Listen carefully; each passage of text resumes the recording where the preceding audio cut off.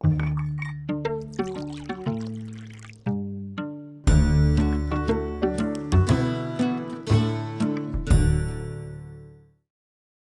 welcome everyone. Thanks for coming today. My name is Jeffrey Martin. I'm the arts administrator here for the Columbus Cultural Arts Center, and thanks for coming. Ellen O'Shaughnessy, our moderator for our Conversations and Coffee Talk, couldn't be here today, so I'm on my own. I'll do my best to manage things. She's off in Washington, D.C. right now, trying to change the world with some of her students, so we wish her all the best. For those of you who don't know much about this program, Conversations and Coffee is a weekly artist talk that we do every Thursday from noon to 1 o'clock, and it's free. Folks can come in and join us for a free casual talk with artists, learn all about artists from all kinds of mediums, and ask questions. It really is a conversation. It's a fun way to spend a Thursday afternoon. So we hope, and lots of you will join us for these kinds of events. And you can always check out the schedule of who's going to be presenting on our website, which is culturalartscenteronline.org. So you can see who's coming up in the future. So Ellen had asked me a while ago, she said, you know, Jeff, you're an artist. You should really do one of these talks sometime. And I was kind of like, sure, I'll be your backup. I promise I'll do it, I swear. And I thought she would never call on me. Well, she called on me. She said, I've got a date and I don't have somebody to jump in. Would you mind jumping in? And I said, yes, I will. I'm happy to. So I appreciate you indulging me in my turn to take an artist talk, and thanks for listening today. What I thought we would talk a little bit about is what we do here at the Cultural Arts Center, and really a little bit broader than that, what happens in the Recreation and Parks Department. Some people don't realize right off the bat, but the Cultural Arts Center is part of the Columbus Recreation and Parks Department. We're under that big umbrella. So you think, a lot of people when they think recreation and parks, they think of parks, they think of basketball courts, they think of community centers. Well, we are essentially a community center that focuses on the arts. And we're part of a smaller subset of arts centers. There's sort of a mini arts section within the broader Recreation and Parks Department of the City of Columbus. And I thought to start off with, I'd talk a little bit about some of those facilities, because you might not even know about some of those things. So of course, we're here at the Cultural Arts Center, and we'll get up to a little bit more about that. I'd like to tell you a little bit more about what we do here and what some of the plans coming up in the future that I think are pretty exciting. But I thought maybe to start with, I'd talk a little bit about some of the things that go on here in the Recreation and Parks Department. So first thing here, some of you might not know, is one of our buildings is the Columbus Performing Arts Center. This building is in the Discovery District. It's a theater building that's right next to Old Deaf School Park. So if you know where the main library is, this building is almost right behind that, just beyond the park there. And hopefully lots of you have visited Old Deaf School Park, where they have the topiary garden that was created by the Cultural Arts Center's very own Jim Mason. That's another great example of arts in the Recreation and Parks Department. Well, this is one of our buildings, and for the longest time, this center was known as for holding the Davis Performing Arts Program. And that's actually how I came to work for the Columbus Recreation and Parks Department. In 2009, I was brought in to run this youth arts training program, which was super cool. It was so much fun. I loved being there. I'll talk a little bit more about that a little bit later. The building is really an awesome building. For those of you who've been around Columbus for a long time, you might know this building as the old Players Theater. So this was the facility that Players Theater, the big professional theater company in Columbus, lived in for a number of years before they left and they moved down to the Rife Center years back. Well, when that happened, the city had the option to buy the building, and they did, and they moved their growing arts programming into that space. It's a cool building. They've got 2 theaters in that space, a big 350-seat proscenium theater, and then a smaller 175-seat black box theater space.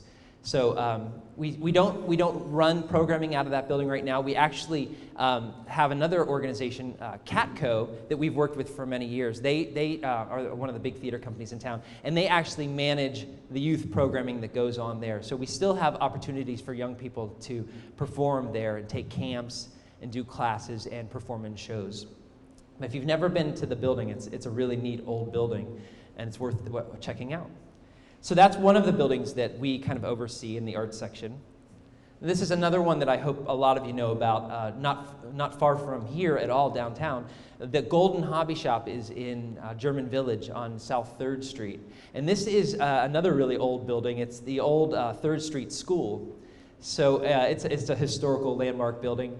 And inside this building, it's an arts consignment shop for seniors. So senior citizens can make their arts and different crafts that they create, and they can actually sign up to sell their works there. Does anybody here participate in selling? Do you sell some things there, Jean? Yes. Okay.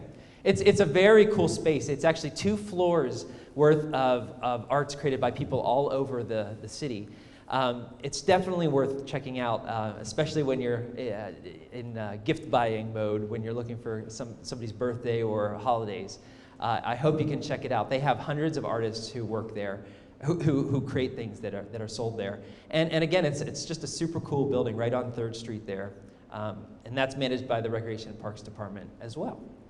So then this is another building you might recognize. Has anybody ever seen this building? This is, yes. We are sitting in this building right now. This is the Cultural Arts Center. You can see our flags there. Make art here. That's kind of what goes on here. We make art. And we'll talk a little bit more about what we do here in the Cultural Arts Center. But I thought I'd kind of pull the lens back for a minute and talk a little bit about the Recreation and Parks Department and what we do in the Recreation and Parks Department. You may not be aware of this, but we have a new director of Recreation Parks who just took over this year, Tony Collins, and he's been working really hard to share the story of all the things that go on here at the Recreation Parks Department, because it's a big department. A lot of things go on, and we want to make sure that everybody in the community knows what's going on so that you all can take part in this. They worked up this cool graphic that I wanted to share with you, just to give you sort of a quick snapshot of what the Recreation Parks Department takes care of and what it does. This is sort of who we are by the numbers, and I just wanted to run through this really quickly because some of these numbers are staggering. We have 353 parks in Columbus, and that's 8,221 acres of parkland. We have 120 miles of trails. We have 3 reservoirs, 14 nature preserves, 5 dog parks, 1 skate park. We have 29 community centers, in addition to the centers that I just mentioned, all those sites, the Davis, the Columbus Performing Arts Center, the Golden Hobby Shop, and the Cultural Arts Center. And then we have an outdoor education facility, we have therapeutic recreation facilities, we have 5 athletic complexes, we have 6 golf courses, 7 outdoor pools, 1 indoor aquatic center. We have 5 splash pads that we run, 270 meal sites for free food for kids during the summer. And then we have 10 enclosed shelters and 16 open air shelters. Whew, that's a mouthful, isn't it? I think for a while, I think we all knew what a big department was, but everybody's kind of doing their own little jobs in their own area. But I think it was really exciting for me to see this snapshot of all that the Recreation Parks Department does. And when I think of personally living in Columbus, I think sometimes I take for granted how much the Recreation Parks Department contributes to the quality of life here and just my family. We love going to parks. We love taking advantage of the classes that we can at all the community centers that are close by. And again, there's 29 community centers that are spread all over the community with the goal of having those kinds of programming things accessible to people all over the city of Columbus. And as you know, this is a big city. We're one of the biggest cities in the country. So we have a big job to take care of getting everybody access to that programming. So that's just a quick snapshot of what we do in the bigger Recreation Parks Department. Let's let's kind of focus back into the arts then, because that's kind of what we do here at the Cultural Arts Center. So, you know, I thought like I'd maybe say, well, who are we? Who are we at the Cultural Arts Center? What do we do? That's a good question. What do we do? Well, here's what I think we are at the Cultural Arts Center. We are artists. We are art lovers. You see I've got some snapshots of some of our studios here. You might know this, you might not know this. We have 9 different studios that are open to the public. We have classes going on in the mornings, in the afternoons, and in the evenings that are open to the public, so anyone in the city, and if even people in the outside of the city of Columbus, can take advantage of these classes. It's $58 to take an 8-week class in these phenomenal studios. And just to give you a sense of our numbers, we have 6 sessions of classes during the year, and we typically serve close to 700 students every session. So that comes to over 4,000 students a year that take advantage of the classes. And that's just the classes. That's not even talking about people who come into the space just to check out the gift shop or the galleries. And so we spent a little time looking at those numbers, and we got to something that I thought was really cool. We looked at the amount of time that people spend making art in the Cultural Arts Center, and last year in 2015, citizens of Columbus spent over 100,000 hours making art in the Cultural Arts Center. And I just love that. I thought, 100,000 hours of art.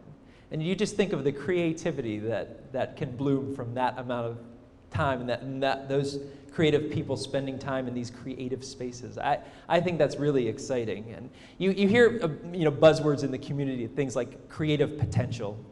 And when I think of creative potential, I think of all the people who are here spending time in those studios, building something creative and opening up their minds to all these new ideas and all of these exciting creative opportunities.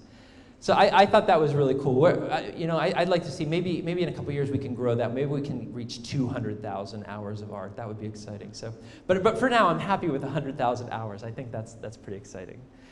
So obviously we are artists, we are makers, we are hobbyists, we are art lovers, and you can see some of our studios right there, like our ceramic studio, our weaving studio, our painting studio. But that's not all we do here.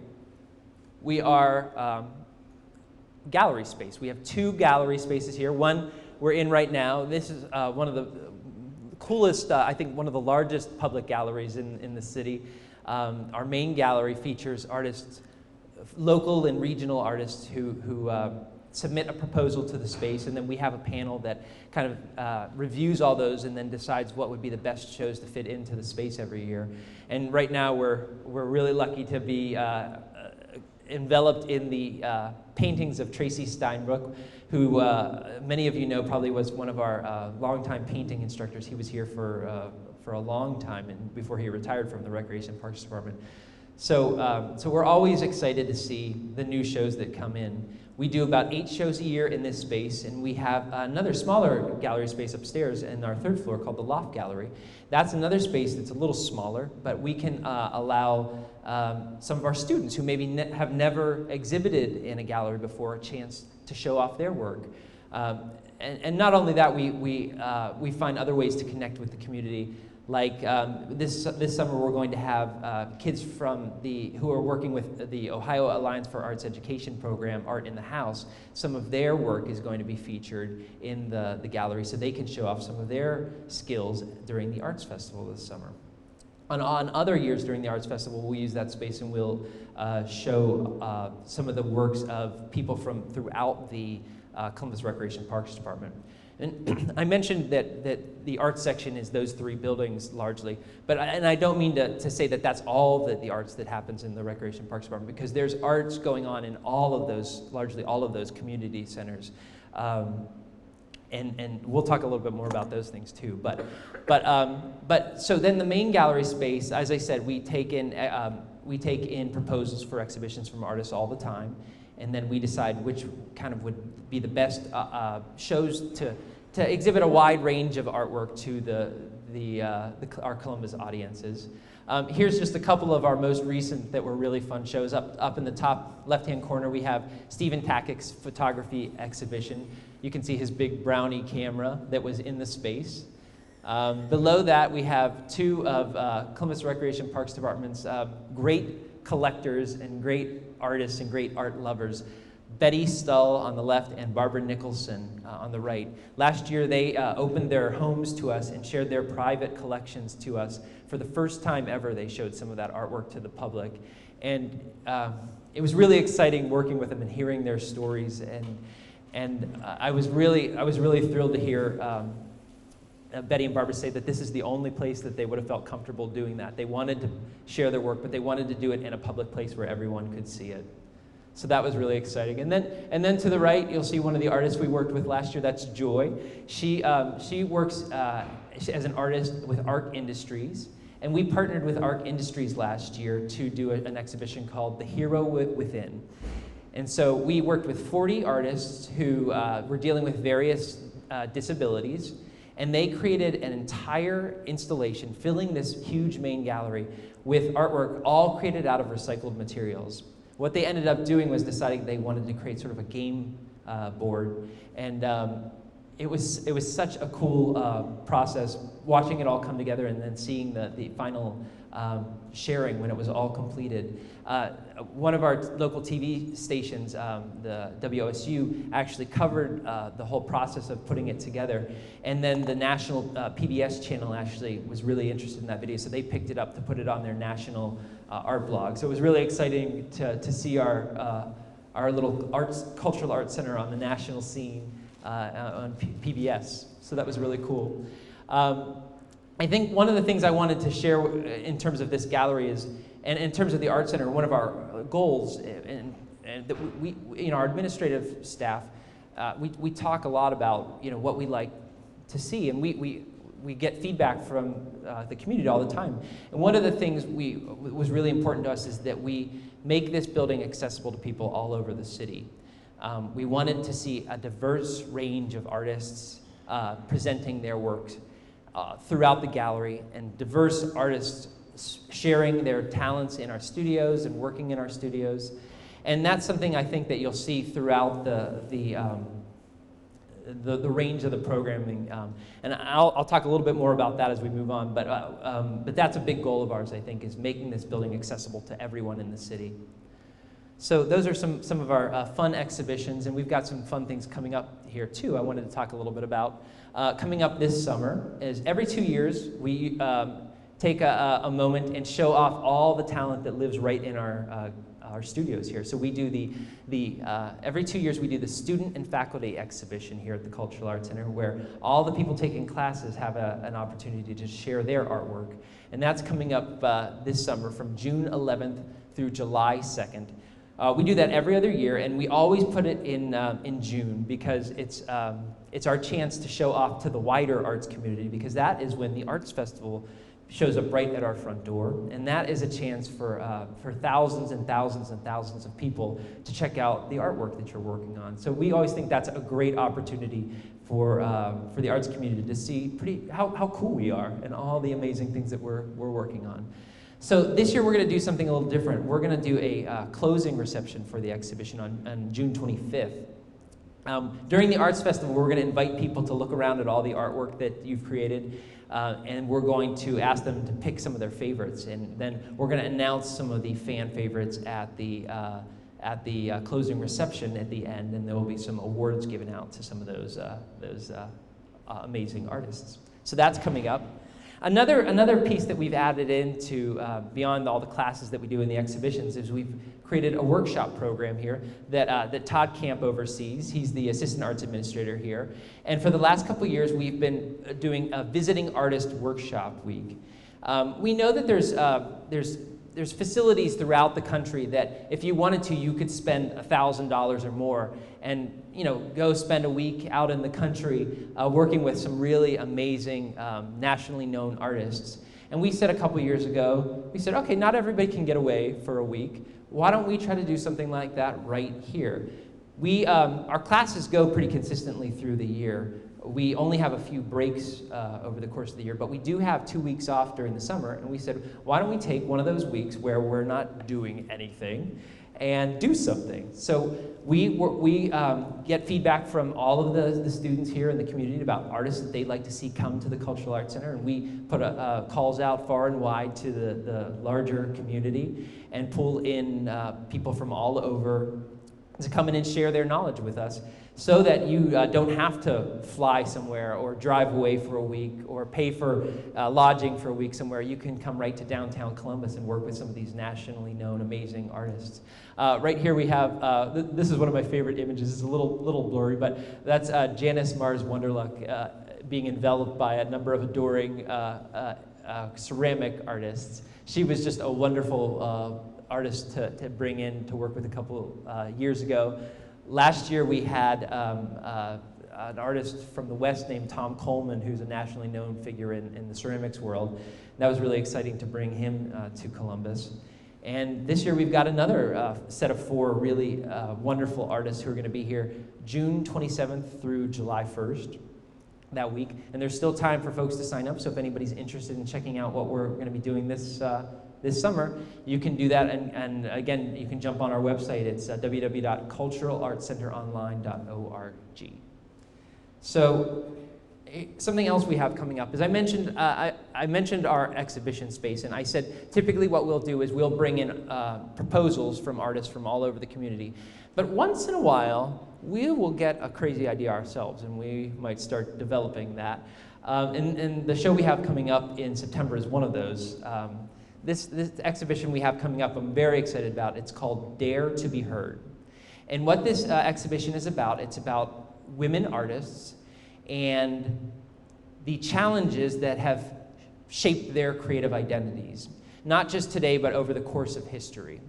And I want to explain a little bit of background and why we came to the decision to do this exhibition.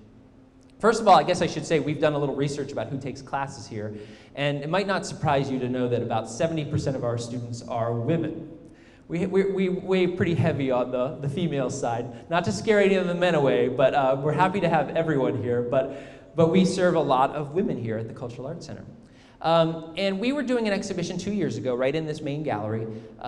It was called You Call That Art, and it was an examination of contemporary art in Columbus. And we were also looking at contemporary art over the past 100 years.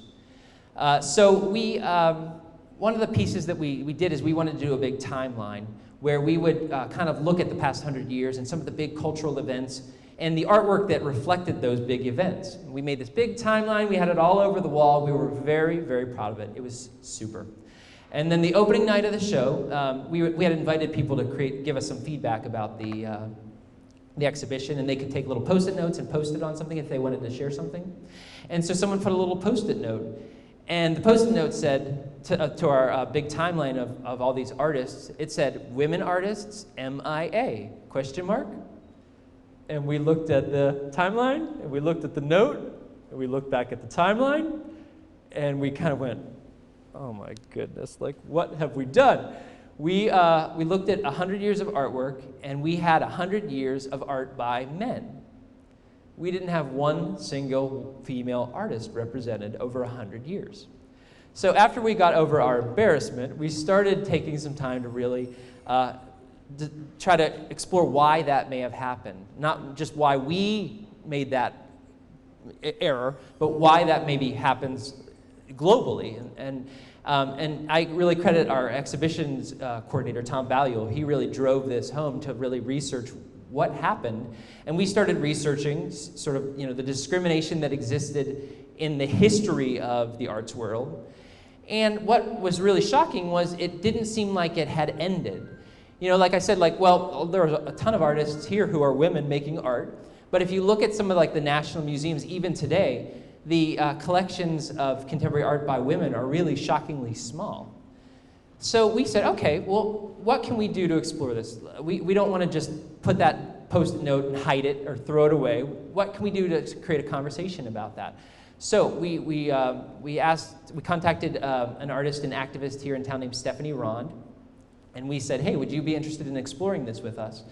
And she said, yes, that's something I'd be really interested in. So we started exploring all kinds of possibilities of programming that could explore these questions. We started contacting artists who were creating work about their condition and the female condition. And so it's not necessarily an exhibition about artists who are women. It's about women who are asking these questions and exploring these kinds of questions about discrimination and those kinds of topics in their artwork. So coming up in September 23rd through November 5th, we're going to have this huge exhibition of Columbus-based artists, some national artists. We're going to have a ton of programming alongside of that. We'll have artist talks, we'll have panels, we'll have films that we'll discuss. We'll have some workshops that we'll be doing where you can come and take part in making a zine, like a little self-published magazine. We'll have some art history workshops that people can take part of. We're going to have an open mic performance, so we're going to have women performance poets performing. We're going to have a movement night where we'll have two movement/dance artists who will be featuring some of their works. It's going to be jam-packed. All of the programming is going to be free. So I really hope a lot of you will take advantage of that. Not just women, men, women, boys, girls. We've created so many partnerships with this. One of our partners in the Recreation Parks Department said, you know, what would be really great is to create an advisory committee. And we said, that makes a lot of sense. We want to make sure we do this right. We ask the right questions. And so we started contacting all these really amazing women from around town, leaders in their fields, and said, hey, we're doing this project, would you be on an advisory committee to help guide us in this process? And every one of them said yes. They all jumped on. They wanted to help create this conversation. So we're working with GCAC, the Ohio Alliance for Arts Education, OSU, Otterbein, the Women's Fund. We've got support from the Puffin Foundation. We've got support from our friends at WCBE. So many people have wanted to be a part of this conversation, and I hope that all of you will be a part of it too. We're really excited about it. And I guess that gets back to what I was saying before about making this place accessible. We want people to feel like they belong here. Men, women, people of every race and color, people of every gender. We want everyone to feel comfortable coming here. So we want their perspective to be reflected in the studios, in the gallery. So we're trying really hard to make this a reflection of the people of Columbus. I don't know if you've even noticed, but for instance, one new thing that we're starting to do right now is we always do labels for the exhibition, so you can see what the titles are. And another thing that we started doing is we have the labels doubled now, so we have it in English and we have the labels in Spanish too, so that more people can take advantage of reading what the pieces are about. We're really excited too about this year and next. We started talking with the folks who organize Festival Latino. You might not know this, but that happens every year right across the street from us. And we've always thought, oh boy, we really should find a way to connect so that we could kind of share resources and trade off and utilize this space to help out what they're doing. And so we're really excited about some of the options we've got coming up. And we're working with the organizers of that festival to bring some of the artwork up from the Latina community here to the Cultural Arts Center. So that'll be something else really exciting that we're going to be looking forward to. I guess I could take a minute here, and no one's had any questions yet, but does anybody have any questions at the moment? Anything at all? I don't want to.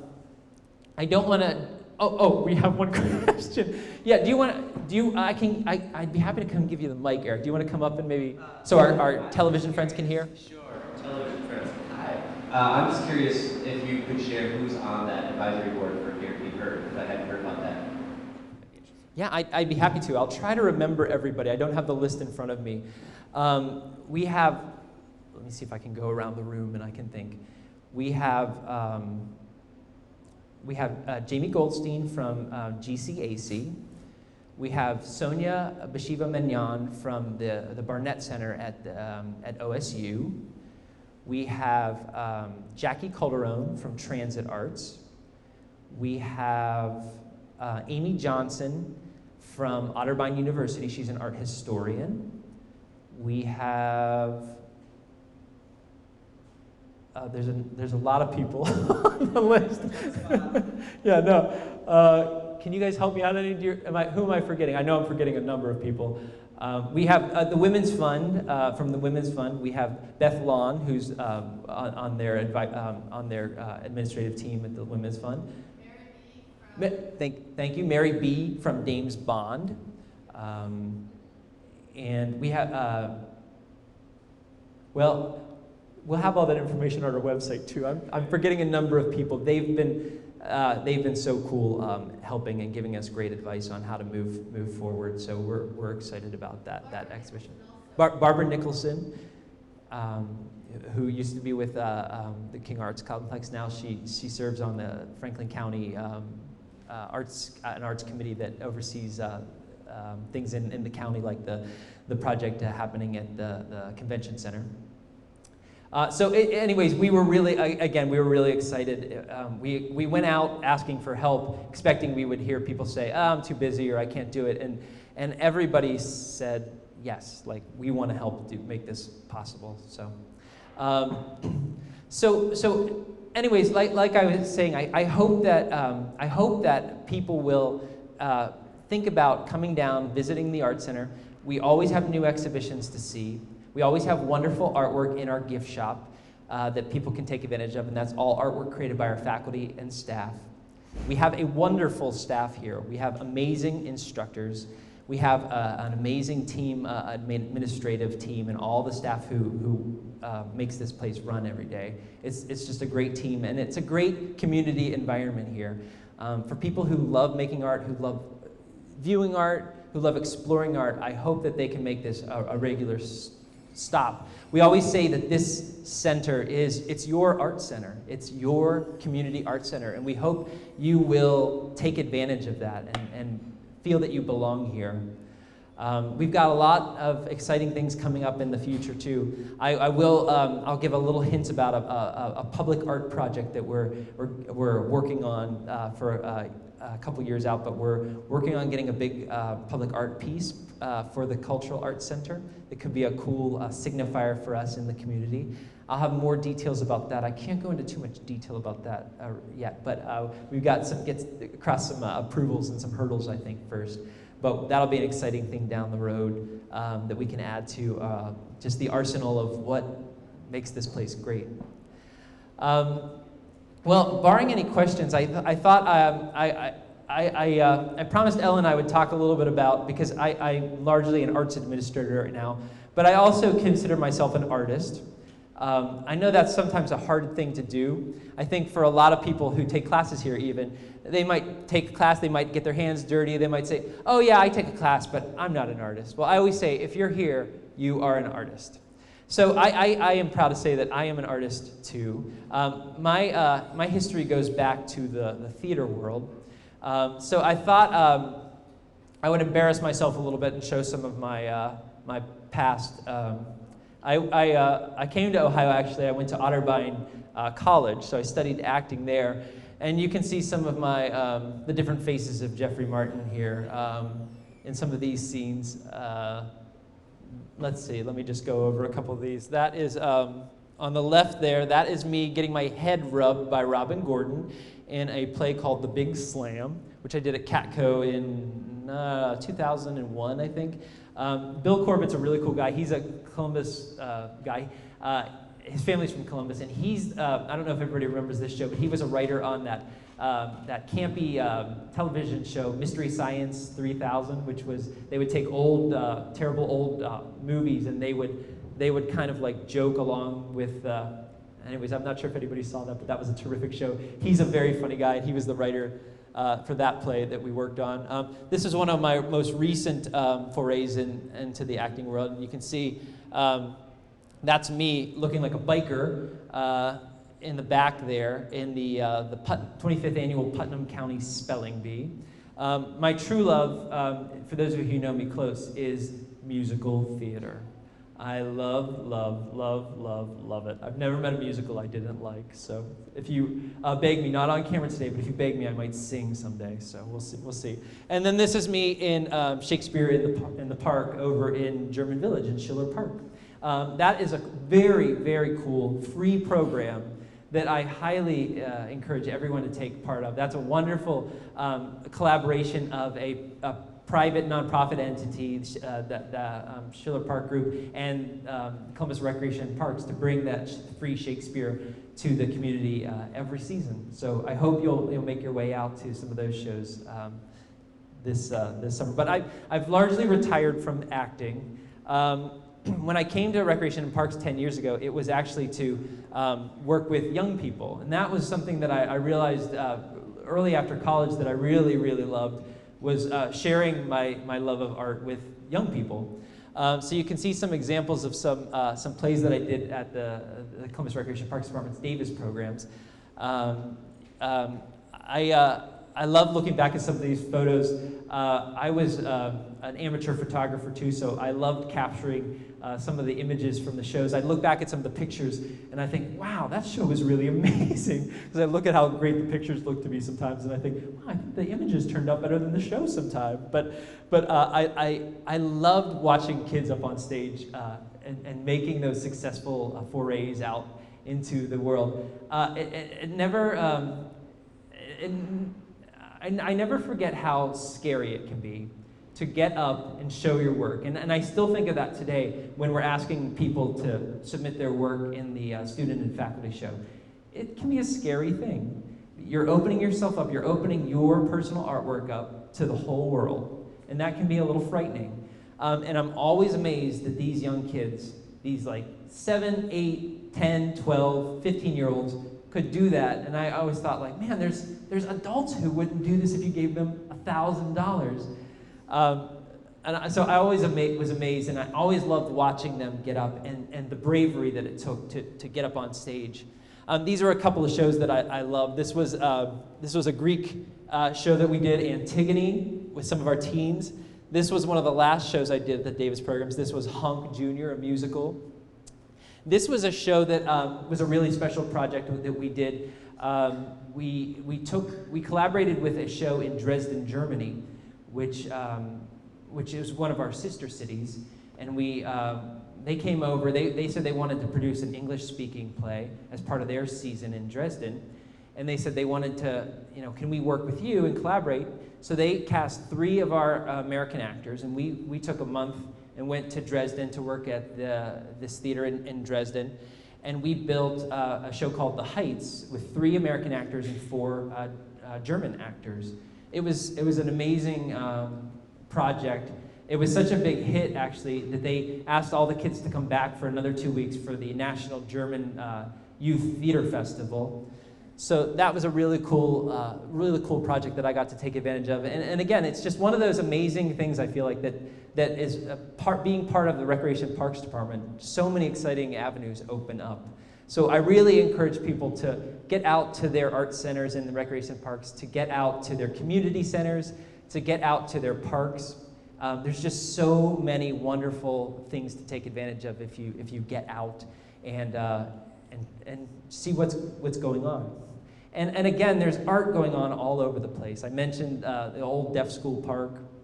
There's a lot of public art that you can view walking around the city of Columbus. There's art classes here. There's art classes in a lot of the recreation centers. So there is definitely a ton to do and see. Any other questions about the recreation parks? Any questions about what we do or any plans coming up? Yes? How much does it cost to rent the center? Do you want to take? What does it cost to rent the center? That's a good question. So we do rent the building out only over the summer months. During a lot of the year, we actually have the gallery space filled with installations, big artworks. So we can't really give the building up to somebody. But over the summer months, we purposely work with artists who are doing 2-dimensional work, like you see on the walls right now, and that leaves the bigger space like we're in right now open for people to to rent the space. So what we do is we work with our nonprofit group to handle some of that, and you can rent the space for like a wedding or a party or something like that. I think it's 6 hours. I think you get 6 hours in the space, and I think that's like $900. If you rent both spaces, we have the gallery space and you can use the courtyard space. You can do one or the other, or you can do them together. I think it's, don't quote me on this, but I think it's about $1,300 to rent both of them. And mostly that's for weddings. We see a lot of brides and grooms who come here. And again, that might not seem like that's like exactly what we're built to do, but it's so fun for us to have all these new people every weekend over the summer come in and see the Cultural Arts Center. We have so many people who come in over the weekends who get here and they say, oh, I've never been here. This is the first time I ever saw this space. So hopefully they'll be open up to this in the future, and they'll be able to come back again and again and again. So if any of you have any upcoming weddings that you're planning, let us know. We'll see if we can get you set up. Any other questions for me? Yes, here, I'll give you the mic here. Go ahead. I have a question about recreation and parks, but it doesn't have to do with art. That's okay. Maybe I can try to help. I'm not sure if I can or not. I was at Goodale Park on Sunday, and I noticed the pond there looked terrible. It was had all this icky stuff in it, and lots of seaweed overgrown and some dead fish. And I was wondering who I'd contact about it. Yeah, that's a good question. So, and that's kind of a good general question. I don't know that I have a specific answer about that pond. I know that is something that the department is aware of and they've been working on periodically, and I don't know where it is in the process, but in general, I would say if you ever have questions, anything for the city or the Recreation and Parks Department, what I usually suggest to people is call the 311. Is everybody aware of that? If you call the 311 line, that gets you to like a city operator line, and they direct your call to the correct, the appropriate authority. So that would be maybe the simplest thing. If you want to follow that up, you could dial that number today, and they'll probably direct you to the right people in Recreation Parks. And I'll also follow up, because I don't know the answer to that, but I'll see if I can find out someone in our maintenance staff if they know a little bit more about what's going on. I think it's really hard to get through to that 311 number. Have you had trouble with that before? Yeah, well, a couple of years ago maybe. I tried to call them about something, and I could never get through to them. Okay. Has anyone else ever tried the 311? I've used it before, and actually I was amazed. My trash can was broken, and I needed to get a new trash can, and I used the online option, I think, and I sent something in, and I was amazed. Like 2 days later, I had a new trash can. I expected it to take weeks. I was just kind of ready for that, and I was amazed. They had it like a couple days later, so I was really impressed. So I don't know. I would give it another shot. There is, for people who have internet access, I think there's ways to get to ask questions online as well. Any other questions about arts or about the Cultural Arts Center or about Recreation and Parks? Yeah. I'm still interested in finding out when we can use the fiber studio. Yes, okay. I know this has been an ongoing issue. We've been working on one of our studios, our dye studio. We're trying to figure out how to work that studio we use certain chemicals in that studio. We want to make sure that we can do it safely. So we're trying to find out how we can make that studio work for people to take advantage of. I can say this, we're always trying to move forward in some way. And we actually, just yesterday, we had a city safety inspector who is going through the building with us, and they're going to be, because that's another goal of ours, is making this building safe for everyone, is they're going through the building with us, and they're going to be sort of making a plan for us, a sort of safety plan. One of the things we talked about was the ventilation in the different studios.